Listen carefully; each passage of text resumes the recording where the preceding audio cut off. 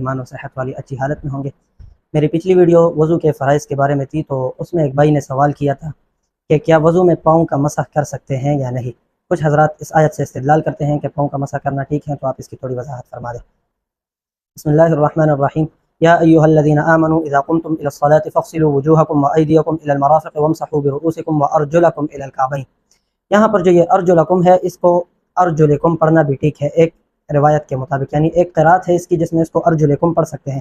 تو بعض حضرات اس سے استدلال کرتے ہیں کہ ارجلکم سے اس کا عطف برؤوسکم پر ہو جاتا ہے، تو جو حکم برؤوسکم یعنی سروں کے مسح کا ہے، وہ حکم پاؤں پر بھی لگ سکتا ہے۔ لیکن یہ بات ان کی غلط ہے، کیونکہ یہاں پر ارجلکم جو پڑھا جاتا ہے کسی قرات میں، تو وہ جر جوار کی وجہ سے پڑھا جاتا ہے، کیونکہ اس کے قریب والا جو حرف ہے ما قبل میں اس پہ جر ہے، تو اس وجہ سے اس کو بھی جر پڑھ سکتے ہیں۔ لیکن حقیقت میں جو اس کا عطف ہے وہ فغسلوا وجوہکم وایدیکم، وجوہکم پر اس کا عطف ہوا ہے، تو اس لیے پاؤں کا مسح کرنا درست نہیں ہے۔